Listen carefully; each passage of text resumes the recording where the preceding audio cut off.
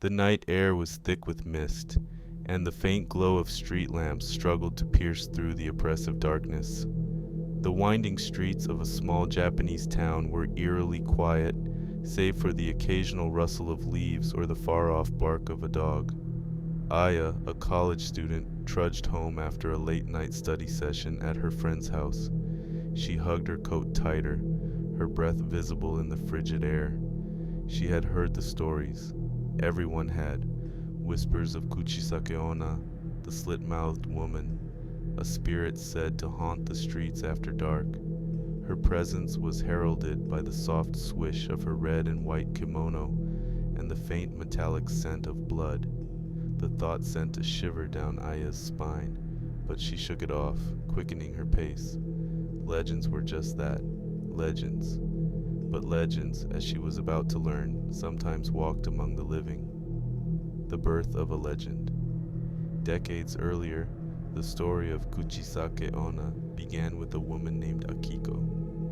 She was a striking beauty, her radiant smile and delicate features the envy of all who knew her.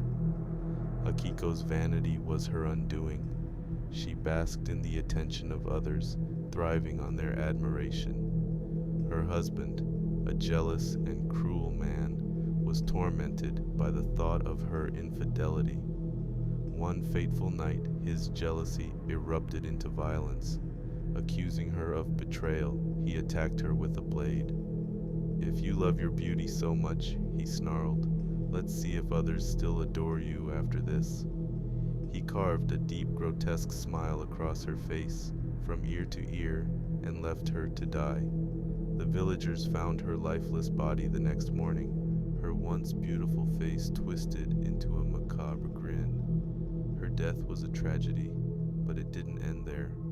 Soon after her burial, whispers began. People reported seeing a woman in a flowing kimono, her face obscured by a surgical mask, wandering the streets at night. And then the disappearances began. Aya's encounter. Aya was halfway down the street when she noticed something strange. The faint swish of fabric reached her ears, like the rustle of silk brushing against the ground. She froze. Her eyes darted around, but the fog made it impossible to see more than a few feet ahead. "Good evening." A voice called, soft and melodic. Aya turned sharply. A woman stood a short distance away, her figure barely visible in the haze. She wore a long, elegant kimono, and her face was obscured by a white surgical mask. "Are you lost?" Aya asked, her voice trembling slightly. The woman tilted her head, stepping closer. "Am I beautiful?" she asked, her voice unnervingly sweet. Aya's heart pounded. The question was strange, but the woman didn't seem threatening. "Yes, you're very beautiful." The woman giggled, a sound that sent chills down Aya's spine. She reached up and pulled the mask away, revealing a grotesque, gaping wound that stretched across her face. Blood glistened on the jagged edges of the cut, and her mouth seemed to split open into an impossible, monstrous grin. "And now," she asked, "am I still beautiful?" Aya stumbled backward, her mind racing. The stories flooded back. If you answered yes, she would carve your face to match hers.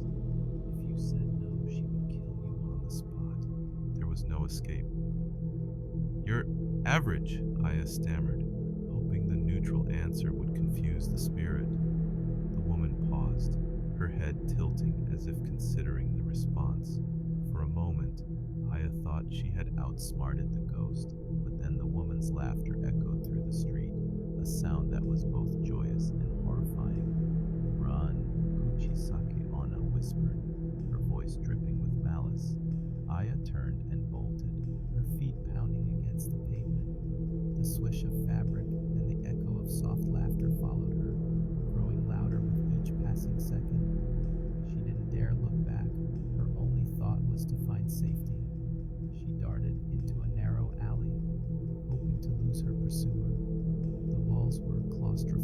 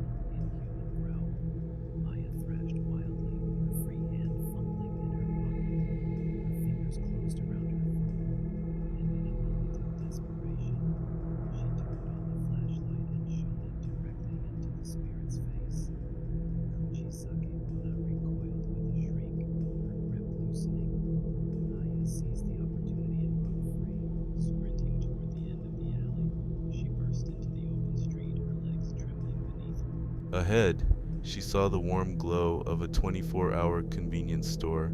Safety. She stumbled inside, collapsing against the counter. The clerk looked up, startled. "Are you okay?" he asked, his eyes wide with concern.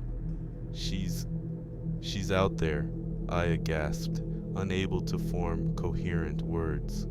She glanced behind her, expecting to see the spirit's grotesque form in the doorway, but the street outside was empty.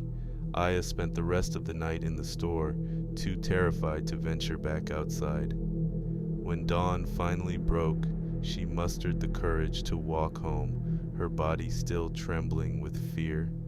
She locked herself in her apartment, determined to never walk alone at night again. But even in the safety of her home, she couldn't shake the feeling of being watched. The faint swish of fabric haunted her dreams, and every time she looked into a mirror, she half expected to see that grotesque smile staring back at her. The legend of Kuchisake Onna was no longer just a story to Aya. It was real, and she knew she had only narrowly escaped becoming the spirit's next victim. The legend lives on. Weeks passed, and Aya's encounter became a memory she tried to suppress. But one evening she overheard a conversation between two students at her university. "Did you hear about that girl who disappeared near the old park?" one of them whispered. "Yeah, they say it's Kuchisake Onna," the other replied. "People keep seeing her around there." Aya's blood ran cold. She knew the stories were true. The slit-mouthed woman wasn't just a legend, it was a warning. And somewhere, in the shadows of the night, Kuchisake Onna was still waiting, her haunting smile ready to claim her next victim.